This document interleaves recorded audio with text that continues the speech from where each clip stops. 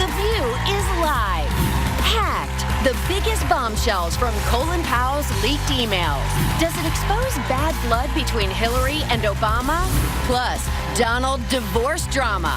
Why he's fighting to keep the court records from going public. And star of the new movie Snowden, Joseph Gordon-Levitt. They're lighting up Hot Topics right now with Whoopi, Candace Cameron Bure, Joy Behar, Sarah Haynes, and Jedediah Bila. Now, let's get things started.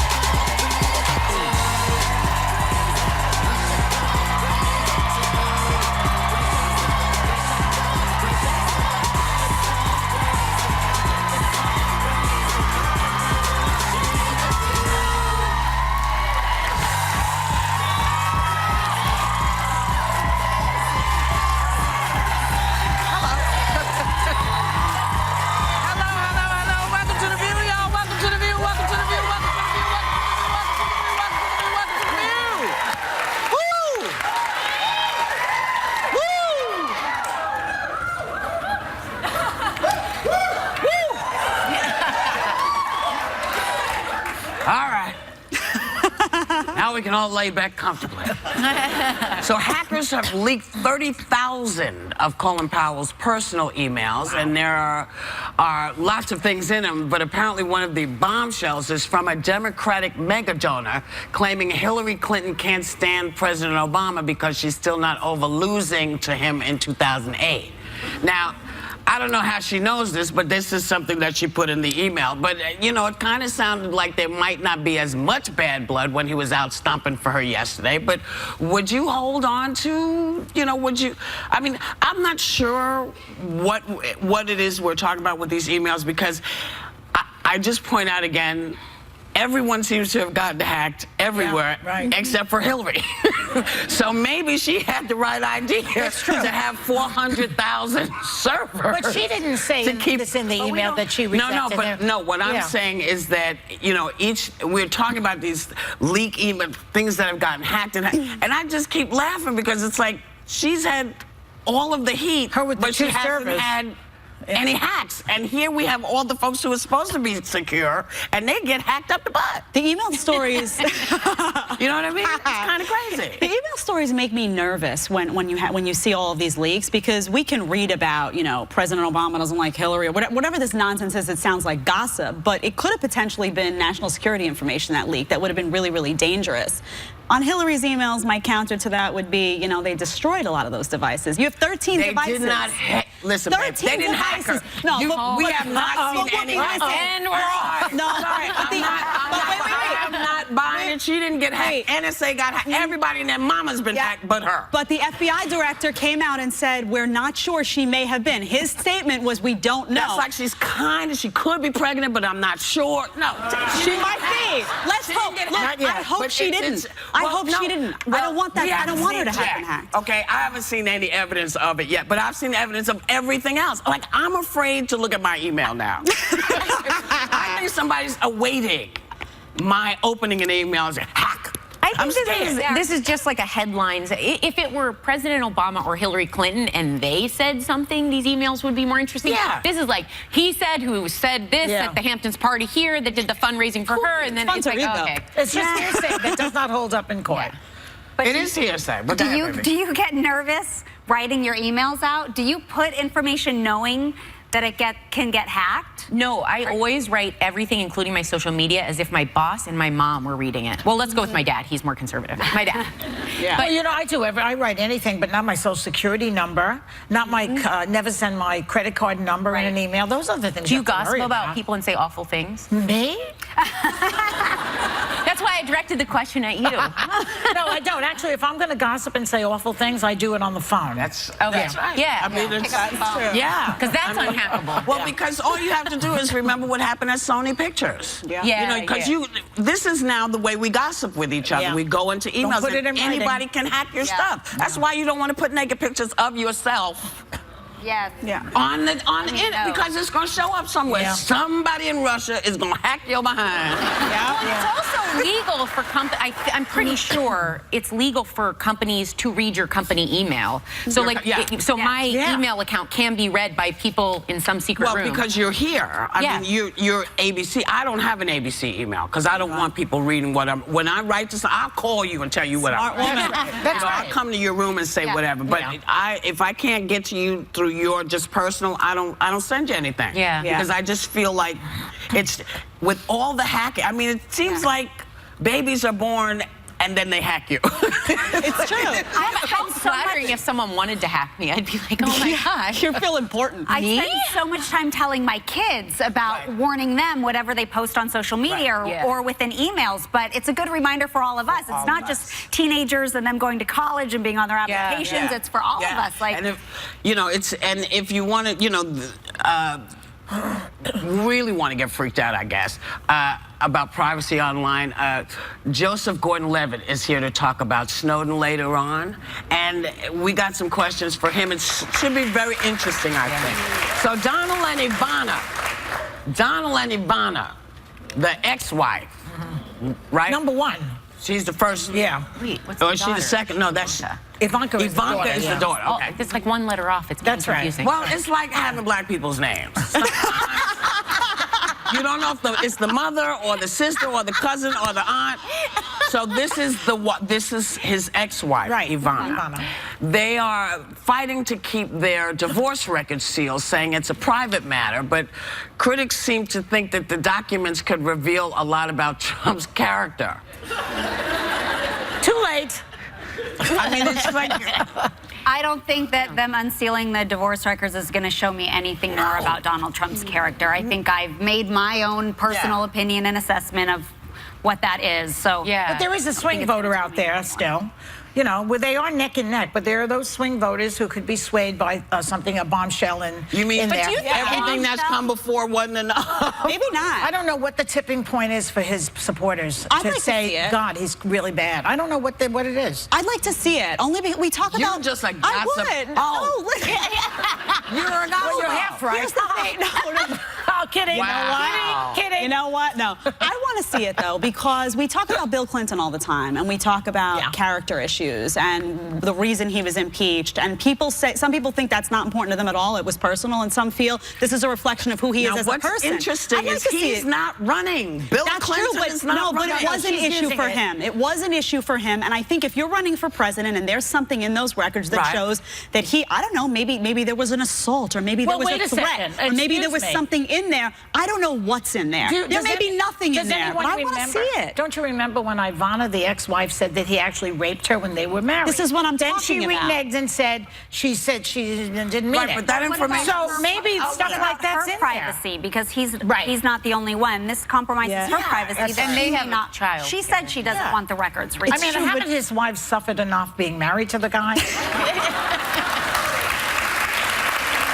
That's fair. Really, come on. Well, it just seems I agree with you. It just seems like, it's like, why do you need it? You know, when we talk about his tax returns, I'm all for that. You know, Me too. we talk about Do you her think health that'll help? medical records, Do you think anybody cares about that even? Do you think his people care about You it? know what? I do think they do. I do think that they do, because I think one of the things that he's run on is I'm for you, I've got your back.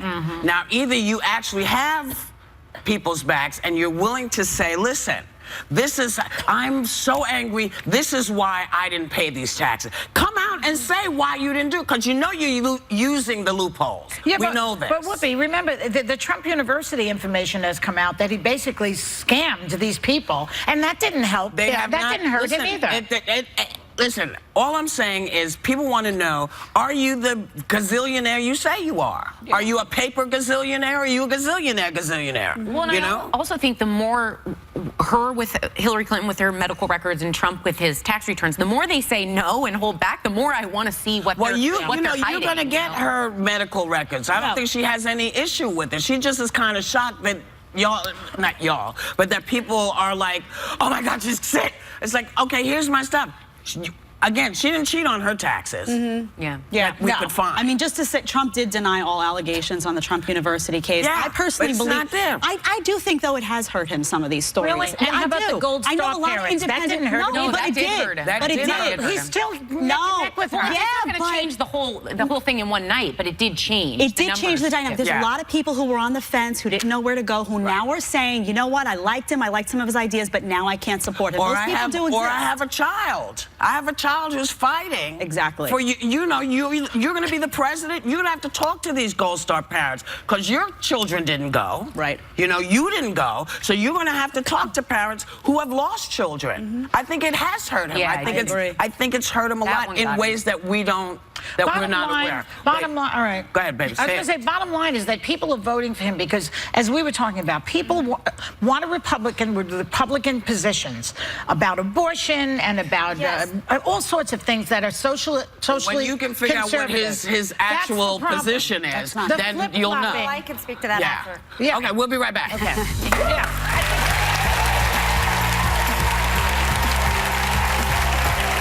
Coming up, 50 Shades Too Sexy?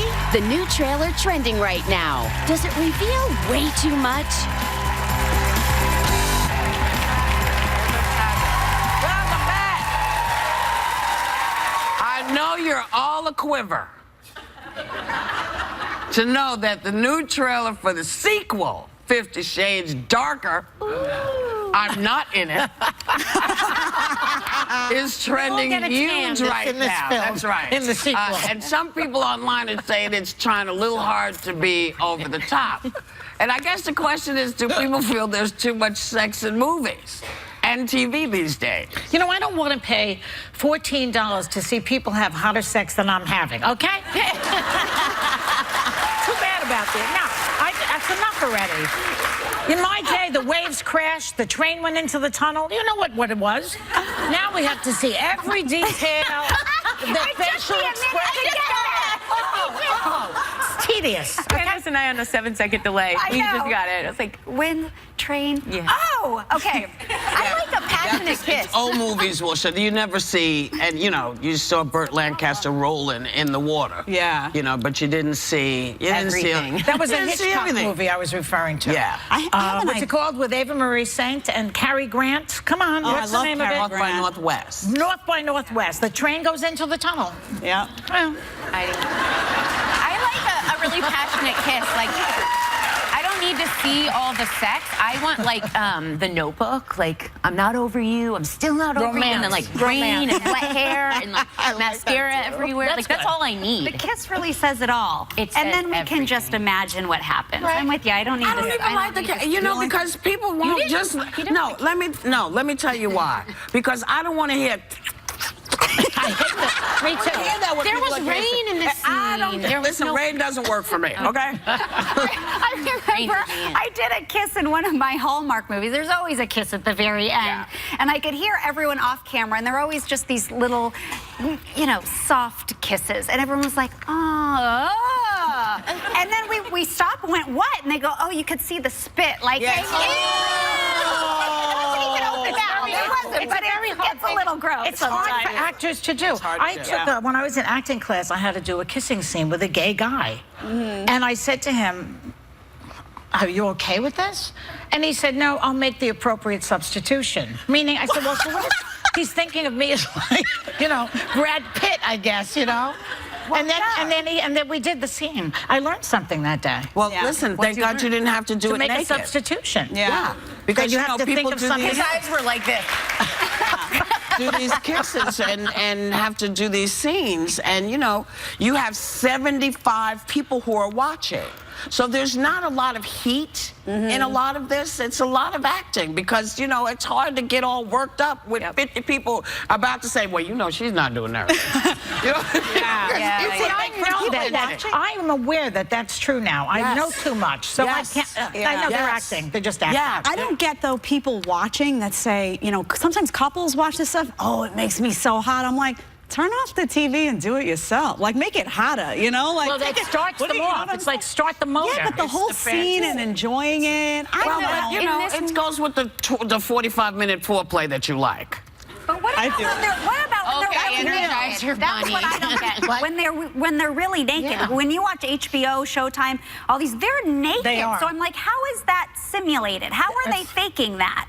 I don't. It's method acting. They're really doing it. Because what you have to do. Catching up against each other? No, she says they're doing it.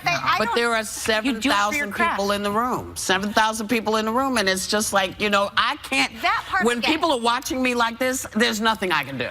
Can I ask you, Whoopi, Sarah says that she thinks that they really having sex. Some of them probably are. I don't think so. You get paid a lot. Sarah? That's porn. No. I don't think they're really doing it. No, because That's a whole you different can't. industry. Because if somebody yells "cut," what are you gonna do? Do it again. You can. No. How do you stop?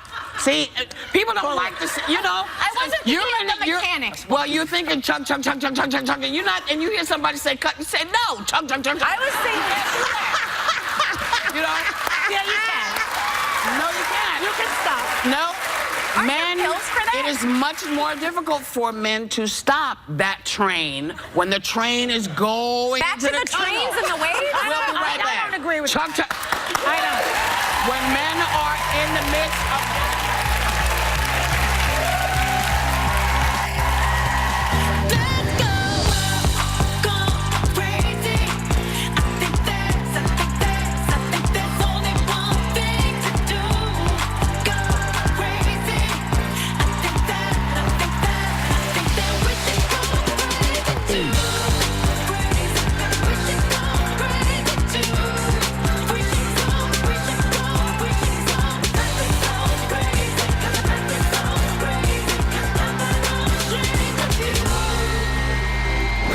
Got that? Good, because we want to see you do the View Slide. Check out our website to learn the moves, then upload your video and post it on social media with hashtag ViewSlide, and we may feature it on the show.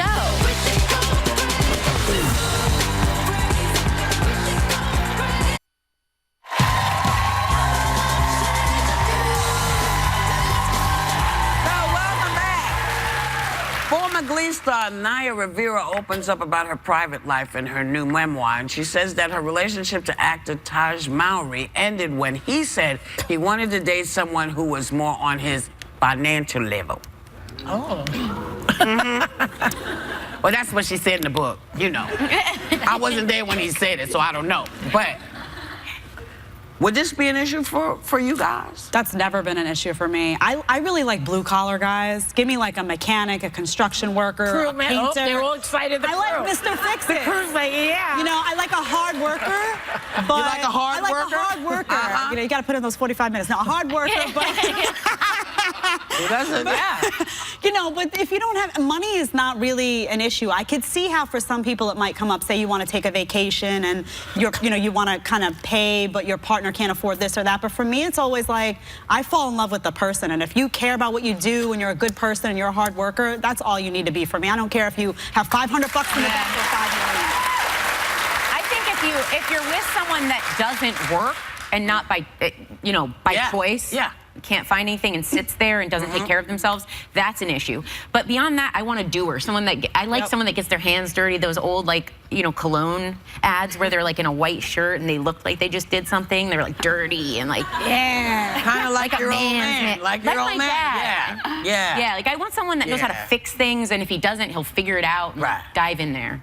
What about you, Jen? I do admit that I said this once. I made a comment, and I was 18 though. I have a different point of view about it now, but I remember not being able to relate to any boys my age because I was working and I was making my own money. It wasn't money that my parents had given me. It was my own work, and so I remember having the conversation, saying, "Well, I want to date someone that financially understands what I'm doing." Yeah. And it didn't go over so well. I have friends that still tease me about it to this day, but that's what helped me relate to my husband because he was working his whole life since he was 5 as well. But now I'm totally with you. I'm like, we should say that this conversation, this happened when they were in their teens as well. They weren't quite adults. Yeah. So this, I think he may have a different because now. Your parents drum that into your head. You can marry somebody, fall in love with a rich guy the same as a poor guy. They always say that. That must be an Italian thing, because I heard that a lot, Well, too. everybody, all mothers say that. You can marry, you can fall for a rich guy, same as a poor. Well, I think it's hard. They say that, it doesn't quite work, but... It's hard enough to find people you connect with chemistry and love and respect, that it's like you can't put a lot of boundaries on it. You're just going to be lucky to find it. But you want a man with a slow hand. She's singing our tune. Easy cut. That's right. That's right. Someone who will understand. Not golf in a heated rush. Right. You know that? Yes. Yes. I want them. Yes. Don't sing it, but you know that sing it. That's right. Apparently, more millennials are picking their pets over other people when it comes to relationships. We got to clap her up there. She's like, Because they feel they get the same companionship. I want a dog with a You took giggle pills today. Well, I just find it, I love it. Just admit you don't want to talk to anybody. You know what I mean? Just say you don't want to be bothered, you want to be in charge. Because your dog, your cat, waits for you to come home, waits for you to feed it. Yeah. Doesn't say anything except take me out before I poo on the counter. Just say that's what you want. Don't say you're picking it over here. Just say, I don't want a relationship with a person who's going to want to ask me anything. That's what it feels like. Millennials. I think it's anyone that's ever had a pet, because it's like a family member. Like I have a human husband and a human baby, and my dog still has such a soft spot for me. Like I don't know. And you have a soft spot for your dog. Oh God, I love that little dog so much. Yeah. You know what it is? I have a dog too. We talk about dogs all the time. They don't disappoint you. They're loyal. You know what I'm saying? You don't come home and find out that your dog sent a text message you didn't like. You know what I mean? Like, this does not happen. Jed, how are things at home right now? Cats do that. Dogs don't send Cats text are messages. sneaky Cats sometimes. send text messages. I get text messages from my cat. Wait till you see what I left you on the pillow. It's crazy. And so are we. We'll be right back.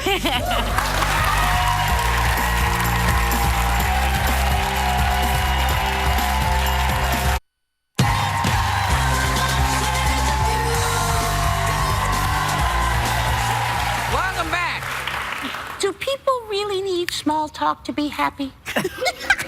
Researchers found that people who actually have substantial conversations are more content.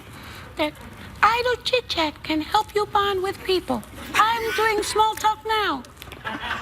Do guys need to fill the air with small talk? Does silence make you uncomfortable? That's the end of the questions. I don't believe they're talking about it that way, but why not? They weren't meaning to that it was small, like low. They're talking about stupid talk, like. how's the weather? The weather. The weather's great today, don't you think? Yeah, it's so really nice. great It was out. pretty hot yesterday, but then it wasn't so humid, so it was nicer.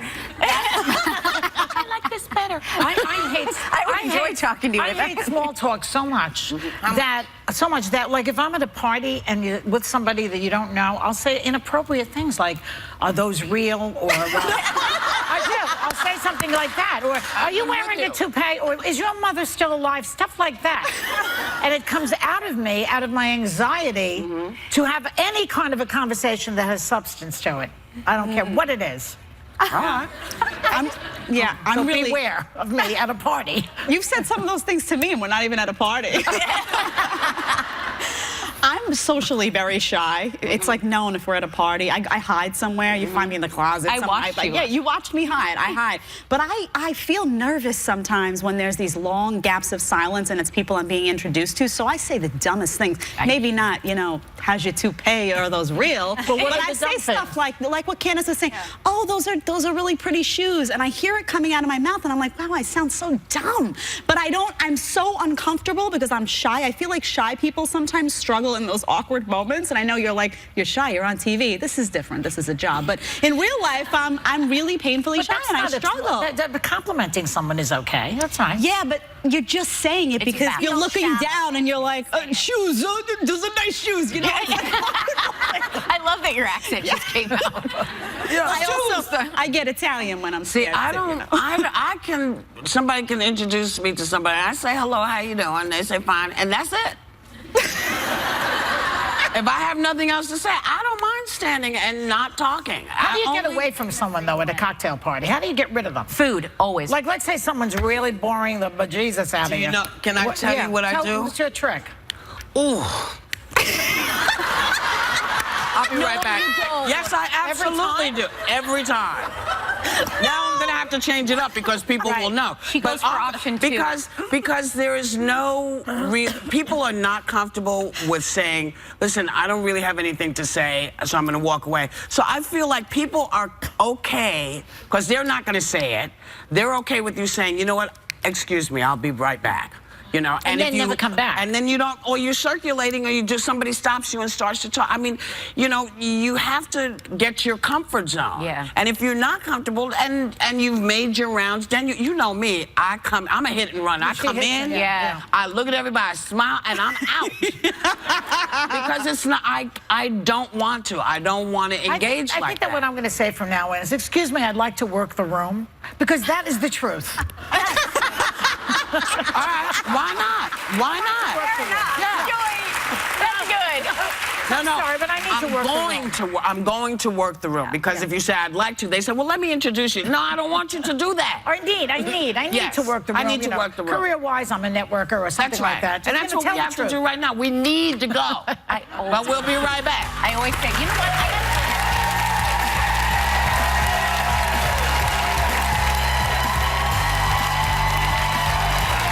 Next, Joseph Gordon-Levitt is telling the ladies if playing NSA whistleblower Edward Snowden made him unplug his computer.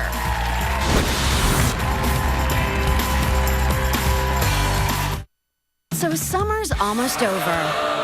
But this week on The View, we're still bringing the heat with more hot topics. Plus, we're getting some good vibrations when the Beach Boys perform. Woo! All new this week on The View on ABC.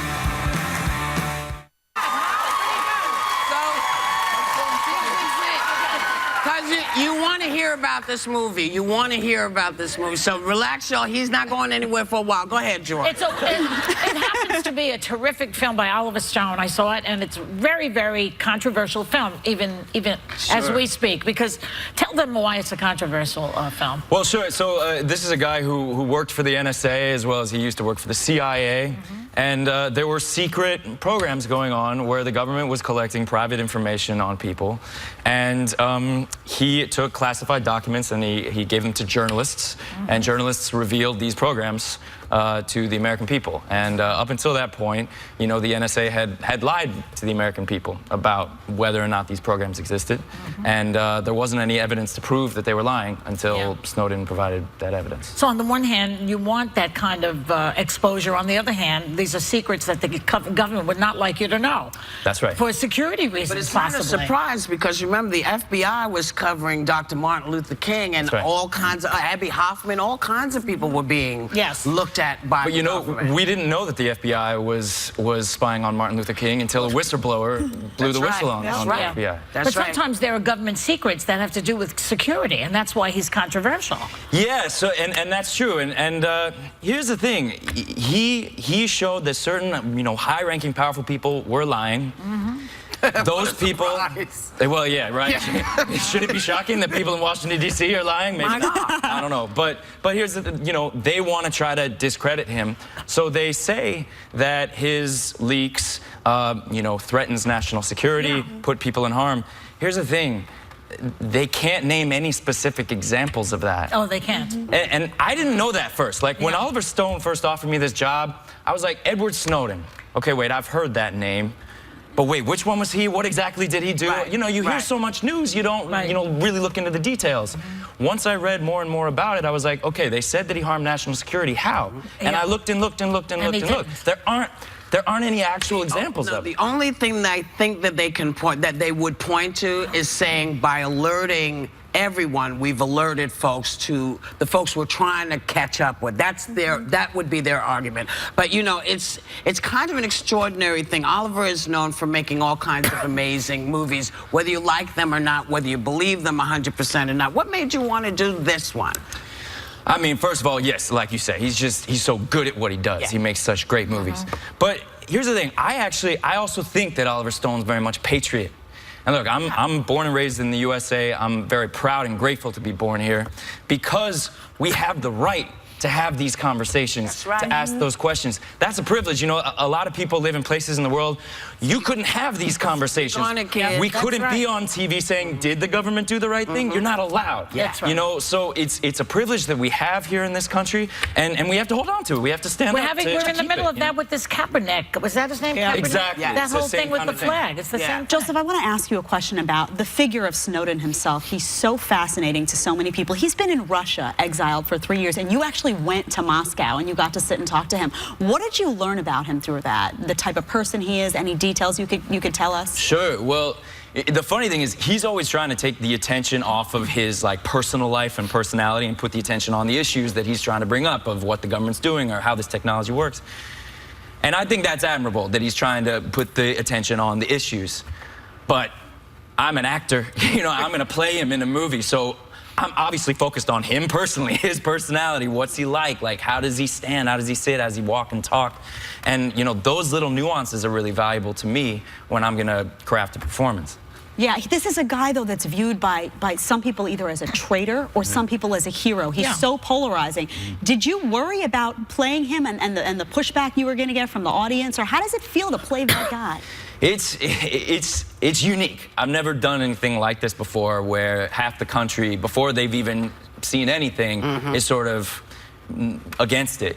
But I had people in my, you know, professional life saying to me, this could be risky, you know, half the country is against him. You should think about the commercial viability of your career. And I just, you know, I'm lucky I was on a successful TV show when I was young. I haven't had to make choices based on money. And so that's not how I make my decisions. Good for you. You know, you're one of the really fine actors out there. So it's great to have you portraying this. And just before we go, did you mistake in your mind when you heard, did you think to yourself, okay, which guy is this? Is this the guy that, is this the WikiLeaks guy? Is this the other guy? I'm going to tell you the truth. I didn't know the difference before I spent the time to look into it. So know that there is a difference, and that's why you need to see the film. You need to know that there are two separate people doing two separate things, and it's important that you are able to make that differentiation and make the decision for yourself how you feel. Thank you. And to find out how you can participate in one of Joe's hit record productions, go to our website. Snowden is in theaters nationwide on Friday. Do make sure you see it. And of course, we'll be right back.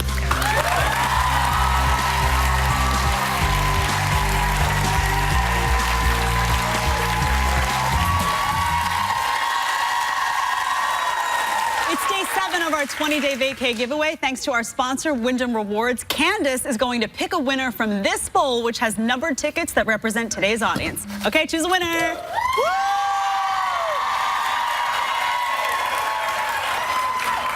Number 38. Woo!